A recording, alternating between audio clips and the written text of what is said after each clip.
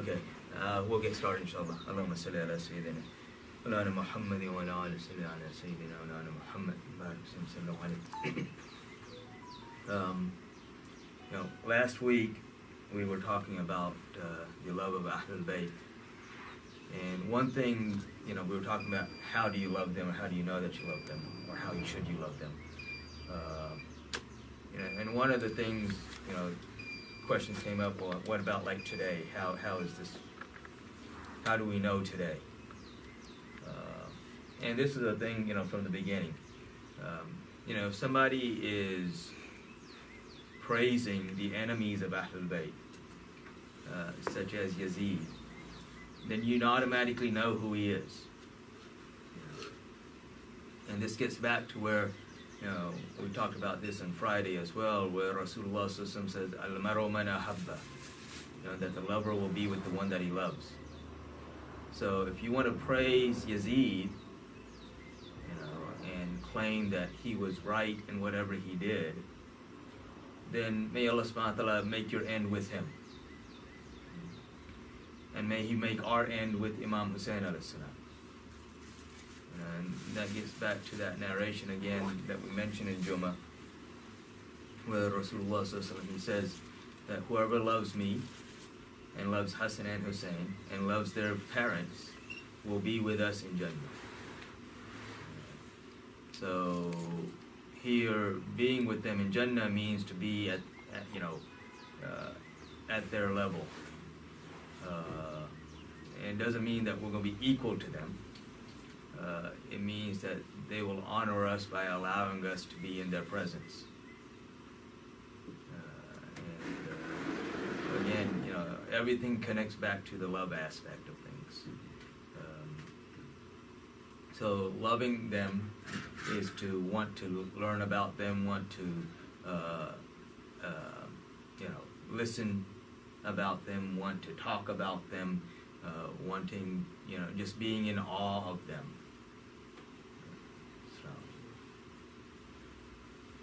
So that's one thing that I felt was kind of left off from last time. So if somebody again comes, and we kind of mentioned this also, you had people who came in opposition to them, who were from the companions, but then realizing their stance, they always kind of withdrew from that position.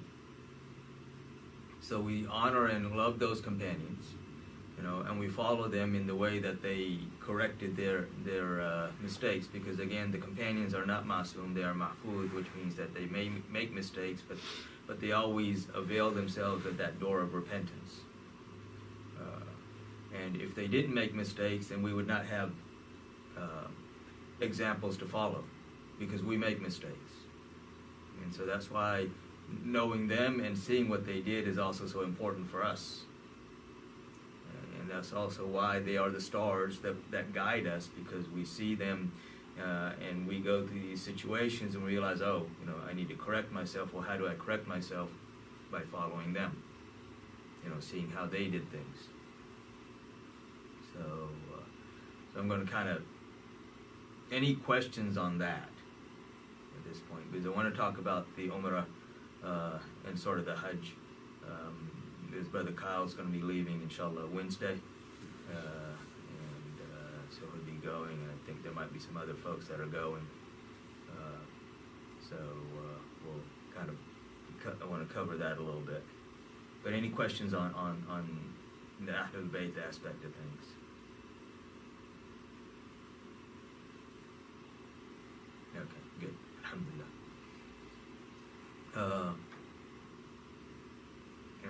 Umrah is, I guess what you can consider a small Hajj. And so a lot of the same regulations apply, because once you're in Ihram, which is the dress for the Umrah and for the Hajj, then, and the reason it's called Ihram is because many things become haram upon you. So you need to, and the same rules apply. Of course, the intention for going should be for the pleasure of Allah and His Messenger, sallallahu alaihi wasallam, and nothing else. And unfortunately, these days, people go and it's basically, post this and selfie this and oh, I saw this celebrity there, and kind of posting that, and just craziness. And this gets back to where Rasulullah sallallahu alaihi wasallam, talking about the Hajj, he said that a time will come when the leaders will come for show, the wealthy will come for vacation, the middle class will come for business, and the poor will come to beg. So who's coming for the Hajj? And that's what we see today. All of those things are right in front of us, happening, and we still,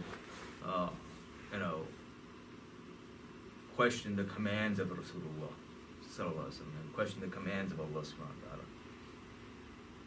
So, one of the big things though is, because there's going to be rush. There's always rush.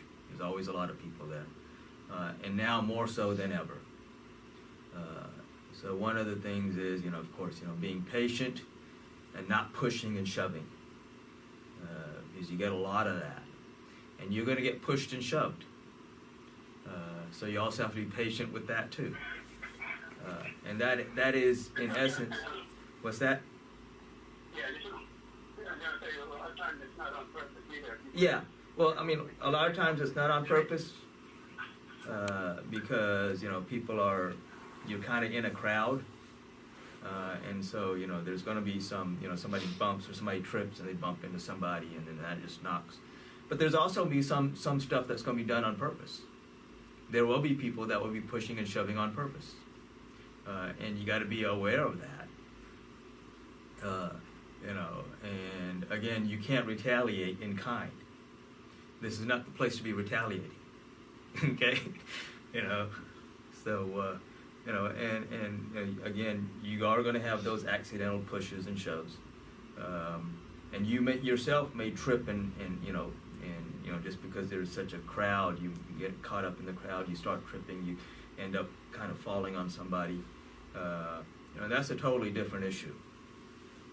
And especially when people are trying to get to Hajar Aswad, the black stone, to kiss the black stone.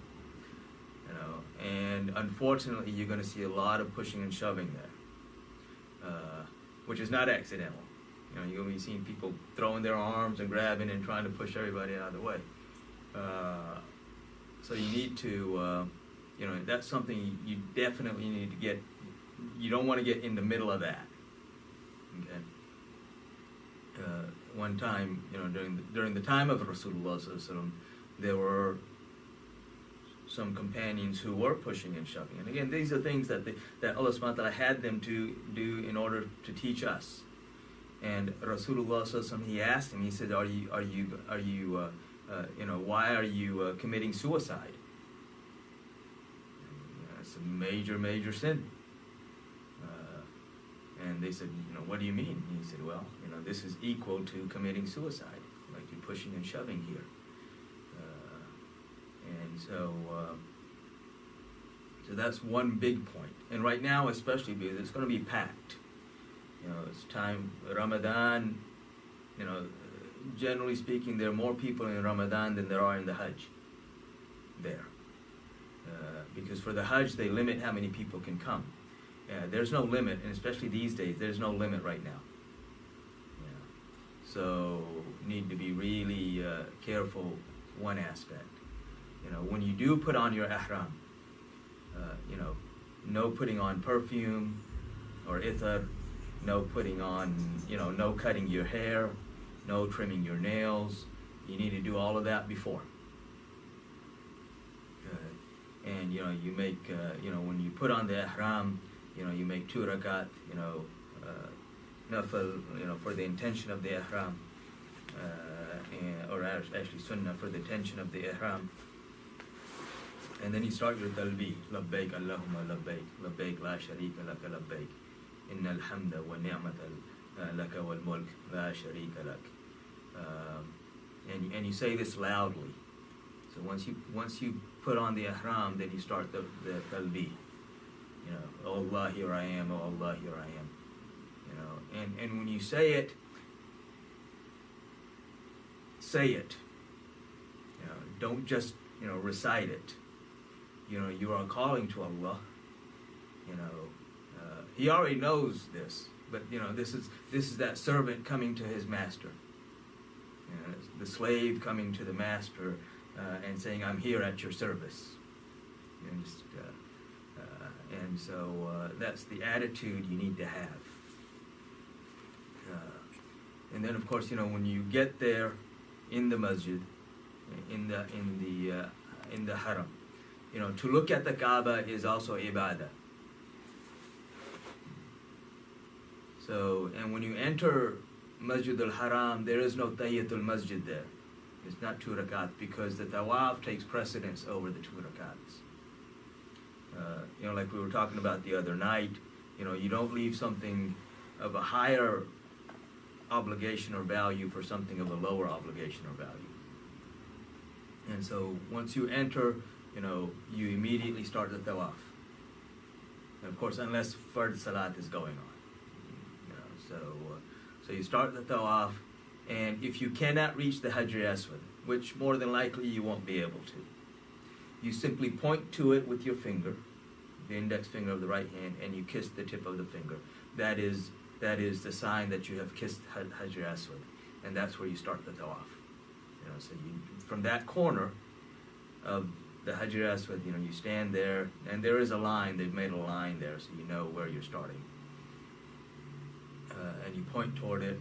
You know, you kiss.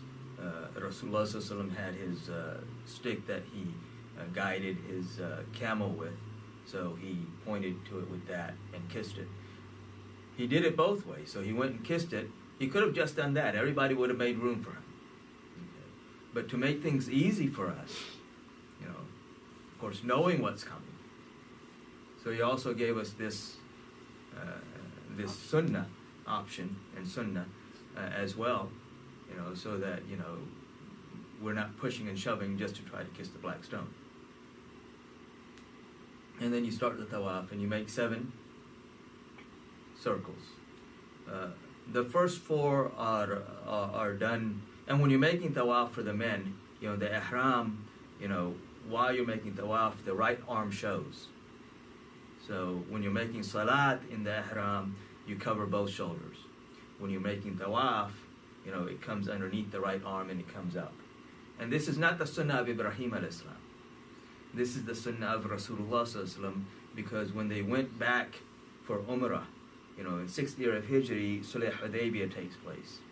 You know, and that year they came for the Umrah, but they weren't allowed in.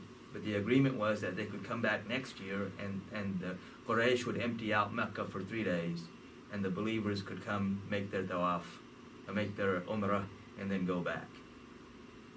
And so the rumor was that the Muslims are starving and they're famished and they become so weak and so Rasulullah Sallallahu Alaihi Wasallam, he told the believers, he says, to show them your strength. And this is why he commanded that the right arm be shown in the tawaf. And also when you're making the first 4 circles around, you walk briskly, you know, and then after that you walk calmly, you know, to show them your strength. And he says, and he said to them at that time, he said, whoever shows them their strength, then I guarantee them paradise. I promise them paradise. So this is the sunnah continuing from that point on.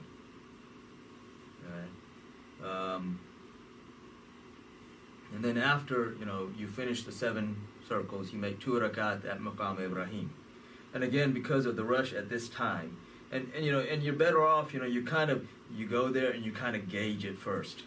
Of course, now you got to sign up on an app or something before you can go. So I don't know. I guess maybe they're controlling the numbers that way or something. But you know, otherwise, you know, sometimes it's better just to go in the middle of the night when there are less people there. There are always going to be a lot of people there, but less people there. You know, or you know, if it's hot, go in the middle of the day if you can withstand the heat. You know, because again, you know, people want to be out of the heat. So and that way there are less people there, and maybe you can do it more calmly. But after you do the 7 circles around the Kaaba, then you make 2 rakat at Maqam Ibrahim.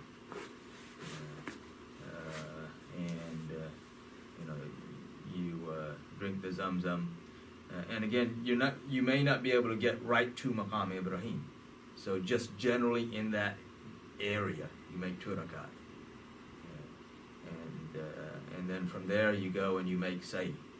So Sa'i is the running between Safa and Marwa. So, from Safa to Marwa is 1, from Marwa to Safa back is 2, and then 3, 4, until 7, and you'll end with Marwa. And once you're done with Marwa, then you have your head shaved. For the people that have the head shaved, Rasulullah said that, he makes 3 dua, and for the ones that have it trimmed, it's just 1. Of course, just 1 of his dua is a great thing anyway.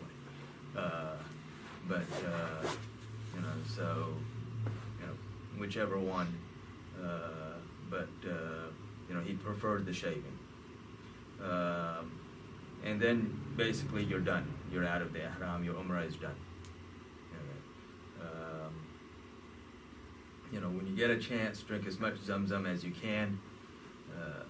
This is one of the signs that distinguishes between a hypocrite and a believer. Rasulullah when he went there, sometimes he would let other people draw the water for him, and sometimes he would draw the water himself. Now, of course, they basically kind of covered up the well. They just got piping, and so you go to wherever the piping is, and you get some water and Zamzam and drink it. The etiquettes of Zamzam is that you drink it standing up, because all the other water we should sit down and drink it. For Zamzam, because Zamzam is, again, it's distinguished.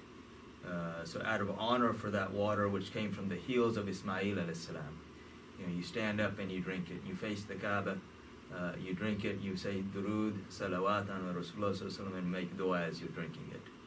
And one time, he pulled up a whole bucket of water from Zamzam and he drank the whole bucket without stopping. Normally, we drink a little bit water. The sunnah is, 3 breaths, you drink a little bit, stop, drink a little bit, stop, drink a little bit, stop. Zamzam is just, gulp it down as much as you can. Okay? Because the hypocrites, they have a hard time doing that. Let's see. If you can, if you can make 2 rakat in the Kaaba, which is that section, that circular section on the side there, underneath there's a drip, where when it rains, there's that drain. So if you can make it underneath there, that's also because this is where Ismail alayhi salam used to stand and hand his father the stones. Again, with all the crowd, you may not be able to. So don't kill yourself to try to do something like that. So you got to weigh things out. If you get the opportunity, have an intention that if the opportunity arises, do it. And sometimes, Allah subhanahu wa ta'ala opens the doors and you'll find yourself in a certain place without even realizing that, like, how did I end up here? So you do that. So that's really, as far as the Umrah, that kind of, in a nutshell, covers it. When you're making tawaf, be saying the talbi, making salawat on Rasulullah sallallahu alaihi wasallam, remembering the dua that Ibrahim alayhi salam and Ismail alayhi salam made, because the purpose of the building was the Kaaba itself. If you look at it, even from a historical standpoint, it's basically to build the pulpit for Rasulullah sallallahu alaihi wasallam. And this is where he would begin the preaching. This is his pulpit. And the dua of Ibrahim alayhi salam affirms that, Rabbana wa bath fihim rasula. And when they said, O Allah, O our Lord, send that messenger amongst us. And if you read the dua, or if you look at the dua, which is in Surah Baqarah, it talks about this messenger who's going to show them the signs, meaning the Quran, the verses, the signs, and then teach them the book and the wisdom, sanctify them, and sanctify them. Of course, Allah subhanahu wa ta'ala accepted the dua, and the acceptance is in Surah Al Imran, where Allah subhanahu wa ta'ala says that,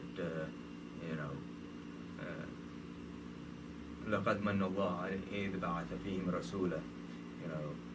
Allah subhanahu wa ta'ala has done this great favor, that He sent a messenger, this great messenger from amongst themselves, that He shows them the signs, sanctifies them, and teaches them the book and the wisdom. Sanctify meaning sanctify includes a lot of things. Cleaning the heart out, and the adab, etiquette. All of these things come under the sanctification. And this is the way of the true awliya is they don't teach the book and the wisdom until they've done the cleaning, because otherwise the book and the wisdom doesn't do you any favors. It doesn't do you any good. Shaitan has a lot of knowledge, doesn't do him any good. All of these deviant groups, a lot of knowledge doesn't do them any good. And the essence of the sanctification is the love of Allah and His Messenger. So when we look at the 23 years of preaching of Rasulullah, so some 13 in Mecca, that's all there was. Nothing but sanctification, cleaning, building up that love. So, are you going to go to Medina first, or are you going to go to... Okay, so you're going to go to Medina Munawwara first. So you will put on the ihram. Brother Kyle's going, like you said, on the 12th, so he's going to go there on the 15th, inshallah. But he'll go to Medina Munawwara first. And then, so from there, the miqat is where you put the ihram on, is Zul Hulayfa, which is just outside of Medina Munawwara. And that's where, or, before, as you're leaving Medina, you can put on the ihram. Now, I don't know if you're going to be taking the bullet train or how you're going to be getting the train. Okay, yeah, so the bullet train, which doesn't take very long to get you down there. So put on the ihram before you get on the train, because, by the time you'll be putting it on, you'll be passing the spot that you should have put it on. Okay. So, yeah. So for those that are flying into Jeddah, they need to put the ihram on, before they land. Because otherwise they'll have passed the miqat, or that position. But when you in Medina Munawwara, once you get there, go to your room, clean yourself off, shower. You'll have travel, so shower and put on some good clothes, good clean clothes, and some ithar before you go to see Rasulullah sallallahu alaihi wasallam. And now again you got to sign up on the app for your timing. And when you go, you got the golden lattice there, and so there's one part of the lattice that has 3 circular holes. You got a different part of the lattice that just has 2 holes that you get to first, and then you pass that one and you come to the next lattice. The hole with the bigger, I guess, decoration around it, that represents the place of Rasulullah sallallahu alaihi wasallam. And then after that, there's one after that, smaller decoration, which is Abu Bakr radiallahu anhu, and then after that Umar radiallahu anhu. because they're all buried there. And it's kind of interesting. Abu Bakr radiallahu anhu, when he was about to pass, and of course, the place that Rasulullah sallallahu alaihi wasallam is buried was the house of Aisha Siddiqa radiallahu anha, the daughter of Abu Bakr radiallahu anhu, the wife of Rasulullah sallallahu alaihi wasallam, the mother of the believers. And so this is where he passed, and for the prophets, they are buried wherever they pass. And so he's buried there, and this was his house. But when Abu Bakr radiallahu anhu was about to pass, he called Sayyidina Ali karamallahu wajh, because the people asked him, they said, where should we bury you? And he said that I've never made a decision on my own, and I'm not throughout my life, and I'm not starting now. Because he had never done anything in his life, even before Islam, without consulting Rasulullah sallallahu alaihi wasallam. I mean, they were friends from childhood. Whenever he even went on a business trip, the last person he would see before he left was Rasulullah. So the first person he would come and see when he got back was Rasulullah. And again, this is even before Islam. So I never did anything in my life without that I of my own decision. I'm not starting now. So he calls Ali, and he says that when I die, bathe me with the same hand that you bathe Rasulullah sallallahu alaihi wasallam, and take me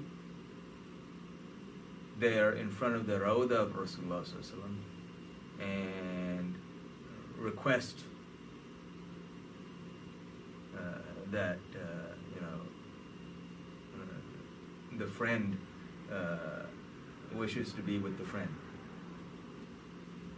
and so that's what they did. Ali radhiyallahu anhu bathed him, they shrouded him, they brought him in front of the Rawda of Rasulullah, and the door is closed. And they say that this is your friend Abu Bakr. And before they could even say anything further, the door opens and the voice comes from within, bring the friend to his friend. Because otherwise, he said, if there is no response from there, then bury me in Jannat al-Baqi. That will be the indication to bury me there. And so he's buried there as well. And when Umar radiallahu anhu was about to pass, he sent word to Aisha Siddiqa radiallahu anha, that he wanted permission to be buried there. And she said that she had saved that spot for herself, but she would give this to him. And so then he also is buried there. And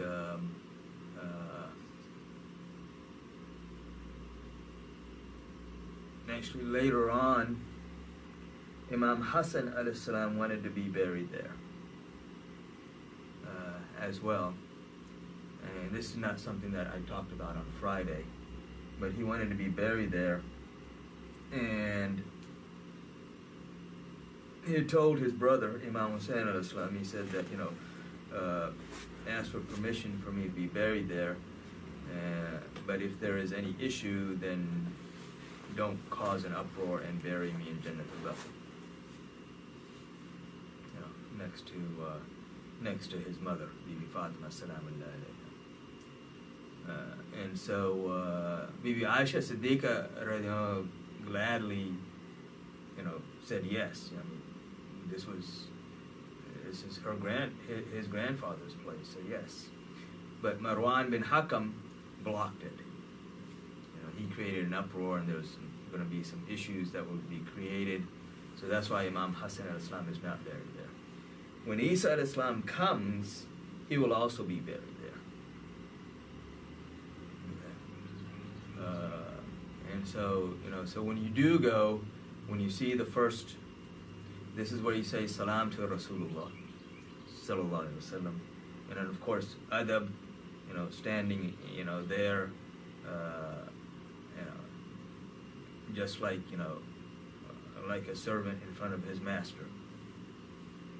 Rasulullah sallallahu alaihi wasallam, he said, "Man dhara qabri faqad ra'ani,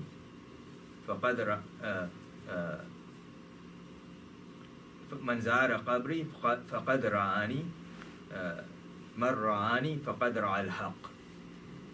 And this hadith used to be written on the lattice there until the 70s when they took it down. And what it means is that whoever visits my grave as if he saw me, and whoever saw me in reality saw the truth, saw al-haq. Al-haq is one of the names of Allah.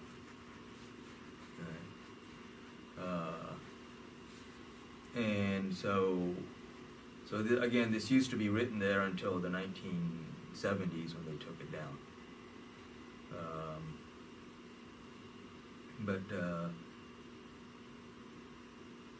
So when you see him, and this is why I say when you see him. So when you visit him there, as if you see him, you say your salam, you ask him to intercede, you give him our salams as well. So this is a trust we are giving to those who are going. You give him our salams as well, and ask him to make dua for us and to intercede for us as well. And then after that, then you go and you say salam to Abu Bakr Siddiq radiallahu, and then you say salam to Umar radiallahu, and then you exit out from the other door on the other side. And then on the other side, the side that you exit from, if you go a little further, there will be Jannatul Baqi. So Jannatul Baqi is where the companions of Rasulullah are buried. Bibi Fatima Salamullah alayha is buried there. Imam Hassan al-Islam is buried there. Imam Zain al-Abidin is buried there. Imam Jafar Sadiq and various household members of the Prophet ﷺ are buried there. Uthman radiallahu anhu is buried there. So many other companions of Rasulullah ﷺ are buried there. So you visit that. It's unfortunately, when the Wahhabis took over, they bulldozed everything. So a lot of the markings, but there are people who still know who's where. The general areas like Ahlul Bayt, people know. Sometimes you get hooked up with somebody who knows. And when I went in 2003 for the Hajj, there was this group, and this old sheikh was leading this group, and he must have been in his 80s. They looked like they were from Turkey or somewhere in that area, and he was telling them who's where. So I just followed him around, because I knew the names, and I didn't understand the other stuff he was saying, but I knew the names. So that was very helpful. Again, when you go to Jannatul Baqi, we're not going there. A lot of people have this misconception, and even they say, "Oh, we go to the road of the Prophet ﷺ to pray for him." Why am I going to pray for him? What is my prayer going to do for him? Even when I say in salawat, when I say durood, Allahumma salli ala Muhammad, it doesn't benefit him, it's benefiting me. Allah subhanahu wa ta'ala has already exalted him. Allah subhanahu wa ta'ala has made him free from all needs, except for his own Lord. All he needs is Allah subhanahu wa ta'ala, that's it. He doesn't need me to make dua for him. I need him to make dua for me. This is where the blessings of Allah are descending, so this is why I go there. So that maybe I can attain some of the blessings. Same thing with the companions and with the household of Rasulullah in Jannatul Baqi. I make the dua, but but I understand that this dua isn't doing anything for them. It's simply, Allah subhanahu wa ta'ala, because I make the dua, Allah subhanahu wa ta'ala looks upon me with mercy. Because, I'm doing something good for them. Not that they need it. They don't need it. I need it. So you need to be careful, because you see people, we go there so that we can increase their blessings. My going there doesn't increase their blessings. My going there is trying to increase my blessings.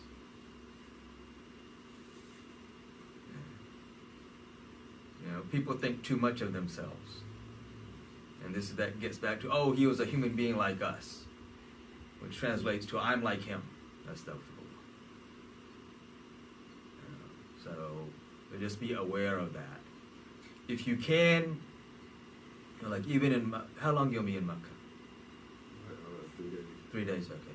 So if you can, like in Mecca, while you're in Mecca, if you can, after you fulfilled the obligations, the Umrah and stuff, then if you can go to Ghari Thawr or to Ghari Hira, Hira is of course where the revelation, and Prophet ﷺ spent 5+ years there, and the revelation started coming there. This is in Jabal Nur. That's a little bit far away from the Kaaba. Thawr is where he and Abu Bakr were in hiding when they were making the hijrah. And that's literally, like next door. It's very close to the Kaaba. So if you can find people, and there are some tours that'll be going on, so if you can find somebody who knows, then that would be good. In Medina Munawwara, if you can go to Quba, Masjid Quba, and Prophet said, whoever comes to this masjid and makes 2 rakat, he gets the reward for Umrah. Okay, so Masjid Quba is where, when Rasulullah immigrated from Makkah to Medina, that's where he stopped first, before he entered the city. And they stayed there for a few days, and he laid out the foundation for the masjid there. So Masjid Quba, and then there's Masjid Qiblatain in Medina Munawwara, which is where the Qibla was changed. There are other places there. Unless you get somebody who really is in the know there, there are very significant places there in Medina Munawwara. But these are kind of the major things. There's also a place, the first Jummah that was made, in congregation officially, was when Rasulullah was entering Medina Munawwara from Quba. So on the way, so the Ottomans, the Turks, they built a masjid there, but it's not really in use. At least it wasn't a few years ago. There's also Saba Masajid, where Khandak, or the Battle of the Trench, and you have places they built small buildings they call masjid, wherever certain companions' tents were, where the tent of Rasulullah was, where the tent of Abu Bakr was, during that battle. So you'll see that. There used to be, and I don't know if it's still there, there's a stone during the Battle of Khandak, when Amr bin Abd Wud crossed the trench and he challenged the believers. And Ali responded to his challenge and cut him in 2 pieces, and cut him and threw his horse and into the stone underneath it, and the blade of Zulfiqar wedged into the stone underneath.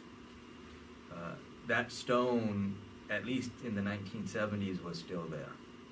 So if you can find somebody who would know, I don't know if they moved or what they've done, because they were doing a lot of construction in that area before. So I don't know if it's still there now or not. They have no hesitation in destroying Islamic history. Yet they want to rebuild Khaybar, which is Jewish history. So, you know. So anyway, but yeah, and I'm going to try to get you hooked up with Furqan's son, inshallah. Because actually both of them are there right now. So I already gave him your number, and I'll give you his number. That way when you get there. Mustaqim's supposed to be going. He's going to be leaving. But I think you'll be crossing paths. Yeah. Yeah, I just want to say, like, when we went from several years ago,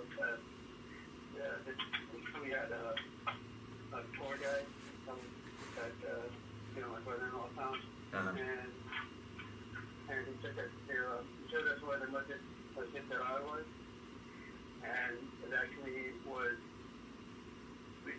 built again, and someone's actually living there, it's just in a house, so you'll see all these crazy people. Oh, okay. All right. So let me explain that. Masjid Dirar, if you read Surah Tawbah, Allah subhanahu wa ta'ala refers to this masjid, and it refers to it as a masjid. So that tells you right there, just because the label is masjid doesn't mean it's a good place.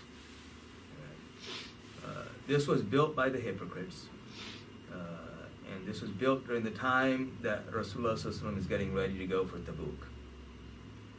So the Surah Tawbah, Surah number 9, read that. It's toward the last 1/3 of the Surah, or so. It's in there somewhere. So the hypocrites, Abdullah ibn Ubay, he's building this masjid, and he uses the excuse that, Ya Rasulullah sallallahu alaihi wasallam, the masjid here is far from there, and so, it's hard for the older people and the weak people to come to your masjid, so we're building this masjid so they have a place to go, and all of these, and we want you to come and lead the salat there. Because if Rasulullah sallallahu alaihi wasallam comes and leads the salat there, it certifies the place. So Rasulullah sallallahu alaihi wasallam, he told him, he said, look, I'm getting ready for Tabuk right now. I don't have time. We'll see when I get back. And when I get back, we'll see about it. So, so that kind of ended that at that moment. Of course, the Rasulullah sallallahu alaihi wasallam goes for Tabuk. Many of the hypocrites did not go. Most of the hypocrites did not go for the battle. Of course, the battle never happened because Heraclius never came. But Rasulullah sallallahu alaihi wasallam was gone for a little over 2.5 months. Because it was an 18-day trip there, 18-day trip back with the army. And then when they arrived there, they stayed for about a month in the area. So that way, you send out people to do various tasks. But on the way back, Allah subhanahu wa ta'ala sends Jibreel alayhi salam with these verses that deal with that masjid and with the command to destroy the place. And he says, Jibreel alayhi salam, he says, because they will teach against you from here. It doesn't mean that they're going to say, oh, don't follow him. That's not what that means. It means that they're going to be teaching, oh, he's a human being like us. He can also make a mistake. Don't take everything he says, just because he said it. Statements that we hear these days. And so all of these things. Because if you look at the way Abdullah ibn Ubay used to work things, these guys are very, very cunning. So they know how to word things so they themselves don't get caught. And there's always an excuse of, oh, no, I didn't mean it that way. I meant it this way. So Rasulullah sent some companions, which included Umar radiallahu anhu, and some others, to go and destroy them. Allah subhanahu wa ta'ala did not want this place to even be standing and Rasulullah re-enter the city. So he sends these, and when they got there, the command is burn it. So when they get there were still people making salat in that Masjid Dirar. And so they didn't wait because the command was destroy it. They lit it up. They burned it. There were people inside who were running out. And some of them, even the clothes, got a little scorched. So they came running out. Place gets destroyed. So later, that property was sold to somebody. One of the companions bought it. He stayed there for a while, had no children while he's there. And he said, I'm not staying here anymore. He left. All right. Then somebody else, and similar thing, and then eventually it just kind of, was destroyed. And like he said, now they've built it back up. So there are so many things there. You'll see the Dajjal Palace. You may see it or you may not see it. The Dajjal Palace is a palace that they built on top of a mountain. They shaved the top part of the mountain, and they built this palace on top of it, where the king comes and stays sometimes. But this mountain, the significance of this place is that this is the same mountain that Rasulullah said that when Dajjal comes, he will come to this place and he will look at the masjid and he'll say, why can't I enter this white palace? Because if you look at the masjid of Rasulullah now, the way it's built now, if you look at it in the middle of the night with all the lights, literally it looks like a white palace. He said, why can't I enter this white palace? And the angels will knock him back.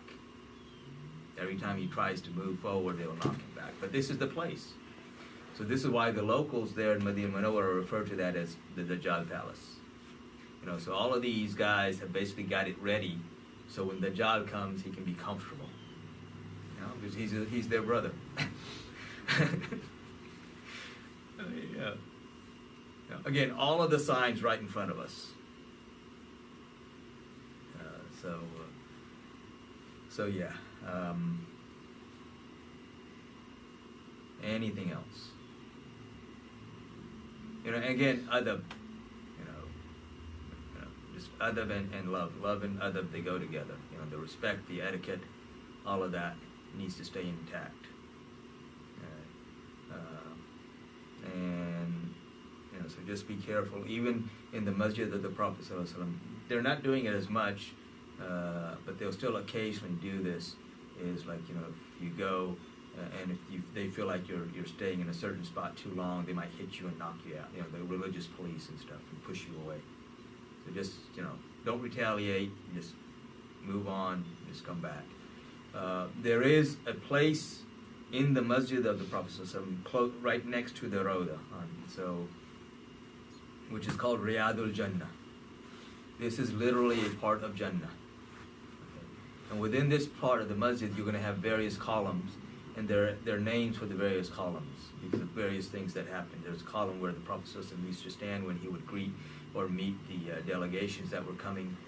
There's a column where Abu Lubaba tied himself when he made a mistake and said that I won't leave this until the Messenger of Allah forgives me. There's various other columns out there.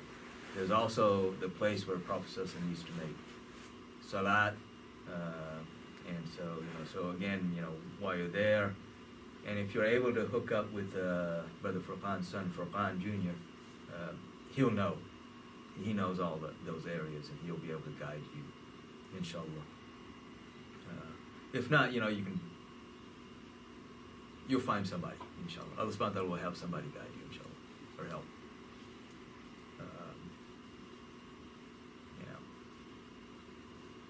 Anything I missed?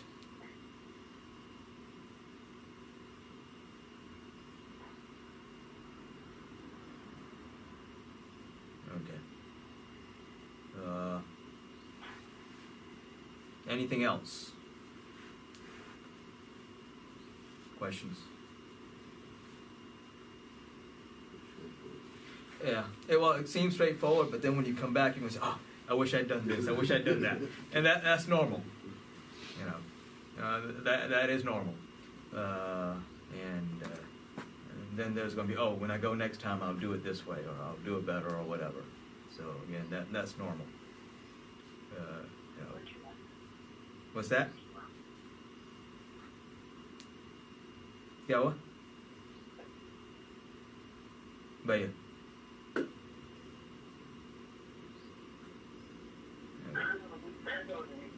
Oh, okay.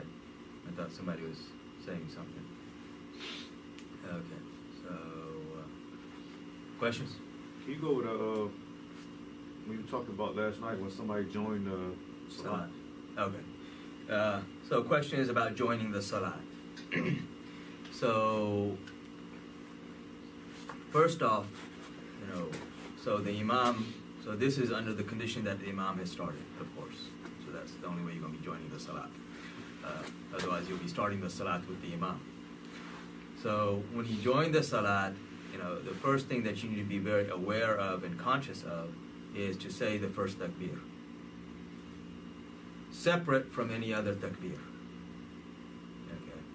So, and what I mean there is, Imam has started, he's in ruku or in sajda.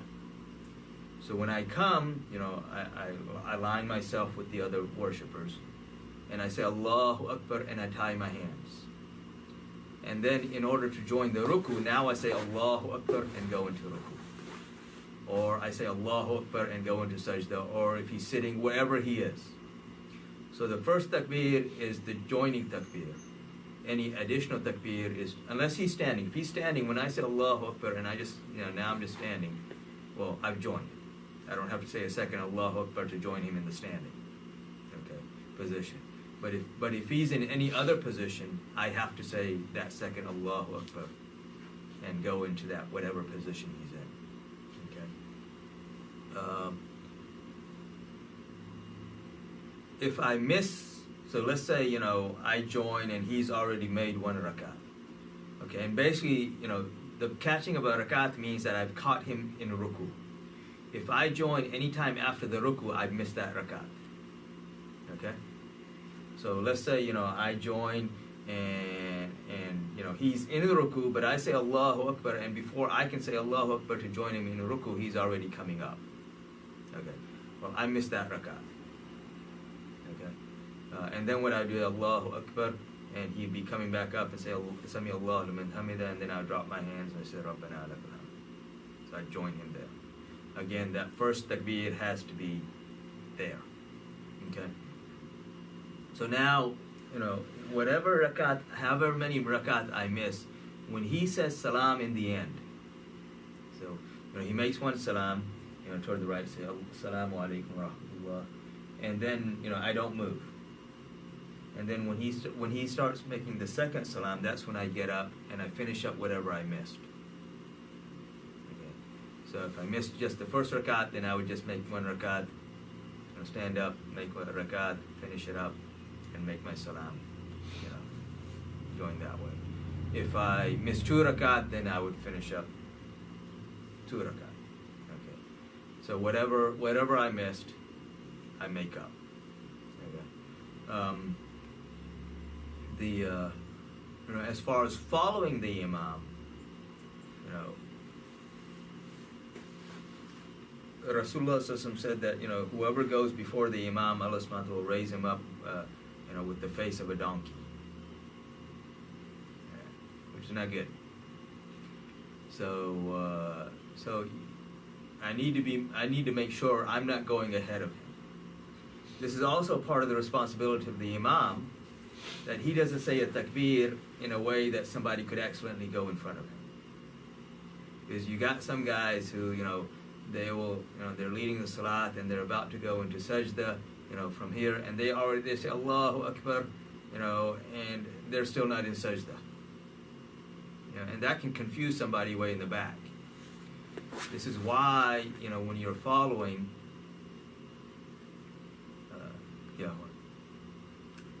It's red. Huh? Red. Battery's dying. Change the battery on. So when you go into, so when you make a move, you make it after he completes his takbir, or after he says Sami Allah liman hamida. When you say hamida, then you start moving. When he says Allahu Akbar, so he says Allahu Akbar, now you start moving. Not as he starts saying Allahu Akbar. So this gets, this is where a lot of people make a mistake. As soon as the Imam starts saying Allahu Akbar, they start moving. Or as soon as the Imam starts to say Assalamu Alaikum, they start making their salam. But you need to wait until he finishes that statement. And as he's finishing it is when he should be in that position. Then you start moving. Okay? So because if the Imam is saying it in such a way that it makes it confusing for the people, that responsibility falls on him. That sin goes on him. Okay? Which is why, it's a dangerous position to be in. But, if the Imam's doing it correctly and the people behind him are just, let's see who can go first. Yeah, then that's the problem. All right, and then you mentioned when sometimes I see somebody might do it next to me as you complete as you go to the next one, they still making their. Yeah, no. Like if the when the Imam is reciting loudly, when he starts, everyone should be silent. Okay? And then it's not like, oh, I didn't finish my sana, so I'm going to finish up my sana. No. When he starts, you end. But same thing like when the Imam, like if I say, I go into sajda, and I say, as a Imam, I go into sajda, I say, Subhana Rabbil A'la 3 times, I'm coming back up. And the person behind me says, well, he said it fast, so I haven't done it yet, so let me finish all 3. And then by the time I'm going to my second rak'ah, sajda, he's still trying to get up. Yeah, that doesn't work. So, when the Imam makes the move, then the people behind him need to follow. When he does sajda, you do sajda. When he does ruku, you do ruku. When he stands up, you stand up. It doesn't matter whether you finished what you're reciting or not. Okay? Because the Imams, and that's the advantage to being in the Jamaat, is that a lot of the responsibility is transferred to the Imam. And so if there's a mistake, he's responsible. And if you didn't finish, that's not a problem. His finishing completes yours.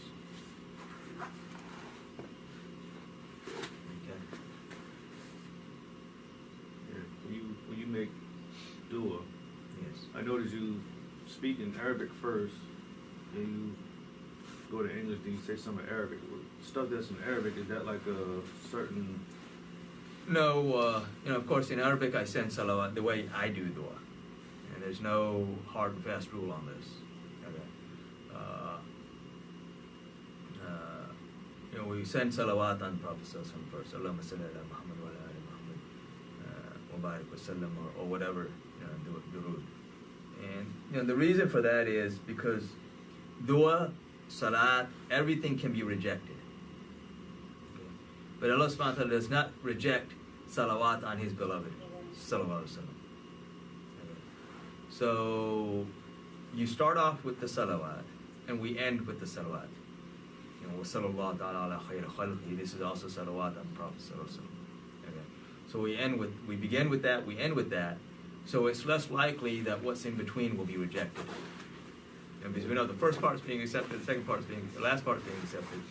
So, our hope and desire is that what's in between will also be accepted. So this is why we do it this way. Okay. We start off with salawat, and then Allahumma anta salam wa minka salam. Oh Allah, you are salam, you are peace. Wa minka salam, and peace comes from you. And with the barak ayat al-jalal wal ikram. Not sure how to translate that, but anyway, and this is one of the things that the Prophet ﷺ used to say. And then, you know, there's certain dua from the Quran, Rabbana, O our Lord, that I make. You can, you know, other ones that other people make. You know, and then I just make dua in English, you know, so that people listening can also understand part of what's being said and what's being asked. You know, and general stuff for guidance, you know, for the love, you know, for martyrdom, for all of those things that we should be asking for anyway. Yeah. Okay. I make it so I just didn't know the Arabic part. Is it something I can try to learn, or Yeah. is it? I mean, for right now, you know, because right now you're still learning the surahs. You know, you're learning those things and you're learning all these other things. So, you know, just, you know, focus on what you're learning. And then that will come as another step.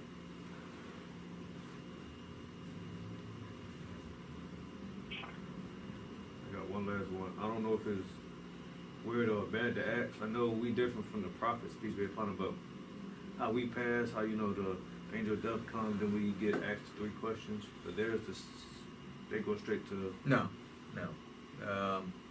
Well, he's asking about the questions in the grave. So when we pass, you know, we'll be asked these questions. All right. And, you know, if you look in Bukhari, there's only one question that's mentioned, which is the 3rd question that we know of. You know, in Muslim, also one question that's mentioned. In Abu Dawood is where you get the 3 questions. So the first question is, Ma Rabbuka, who is your Lord? The second question is, Ma Dinuka, what was your way? And the third question is, Ma kuntu taqulu fi haqqi hadha rajul, and what in truth did you say about this man? Okay. Who is the man? The man is Rasulullah sallallahu alaihi wasallam. You know, of course, he's not going to be asked those questions. He is, you know, the messenger. So, you know, and in Bukhari, the only question that's mentioned is, Ma ilmuka bihadha rajul. What did you know about this man? Again, who is the man? It's Rasulullah sallallahu alaihi wasallam. You know, so, you know, for the other prophets, I can't say this with certainty.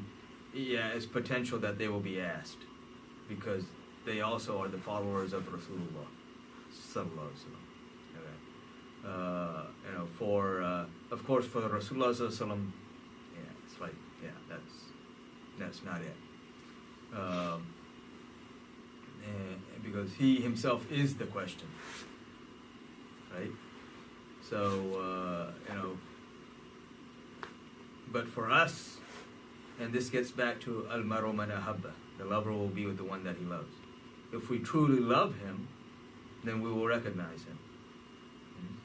You know, and the love, you know, means all of those things that are connected to that love, which means loving Ahlul Bayt, loving and honoring, you know, the companions, and all of these other things that goes as part and parcel of all of this. And so, you know, so the main question, you know, and it's interesting, and we've talked about this before. You know, when I look at these questions, you know, the first question is a very general question. Ma Rabbuka, who's your Lord? Doesn't ask how you believed in him. Doesn't ask, you know, what you knew about him. Doesn't ask any specifics. It's just a general. Yeah. Who's your Lord? Who do you think your Lord was? You know? So, even somebody with a misconstrued concept of Allah can say, oh, Allah. You know? The second question, Ma dinuka, what was your way?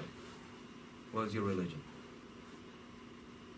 Doesn't ask if you followed it. Doesn't even ask if you knew anything about it. Right? No, this is my religion. The third question is very specific, though.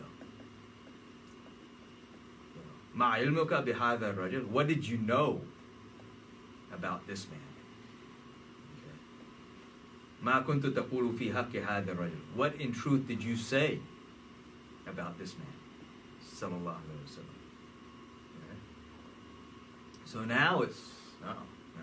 Now you can't simply say, okay, and that, so just because you claim that he was that you followed him as the messenger, that's not good enough now.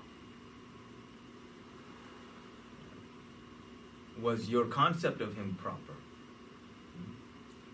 What you knew about him, was that the way you should have known him? What you said about him, was that what you should have said about him? So all of that now comes into play. So now, that is that crucial question. So, and this is why we need to know him. And we need to love him. Because to know him is to love him. And to understand that no matter how much we know him and how much we love him, it's not enough. And that's one of the things of true love, is that it drives you for more. Because a true lover never feels like he's done the beloved justice. Because because he hasn't.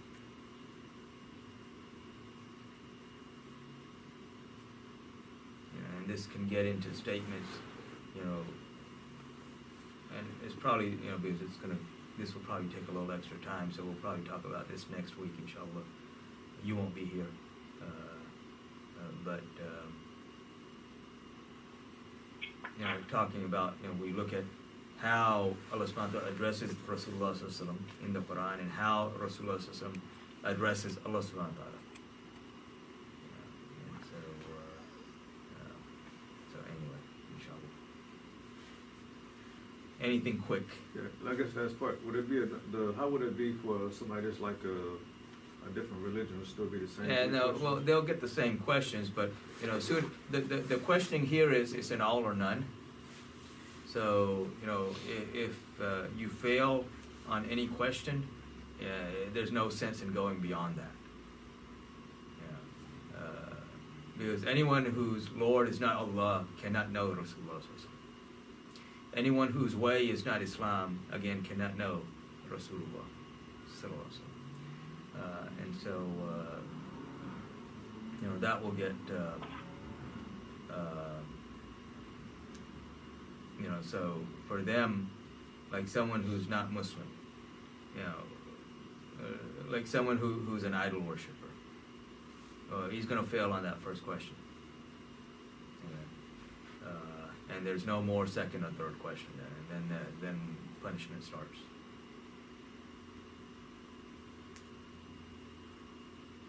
So pretty much, a Muslim, he's pretty much that's. Yeah, you're pretty much, yeah. Yeah. You're up a creek without a paddle. And it's a lot worse than that. Because it's going to be the angels doing the paddling in a different way.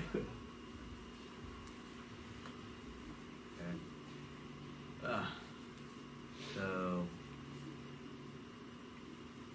yeah, inshallah, if there are no other questions, we'll end here today. First part of the class was technical difficulties. So we'll kind of pick up from here, as I said, kind of, if I remember, remind me next week, kind of go over some things in the Quran related to this last part that we were talking about, inshallah. Okay? So I guess we'll end here, so. اللهم صل على سيدنا محمد وعلى آله سيدنا محمد وبارك وسلم عليه. السلام عليكم ورحمة الله.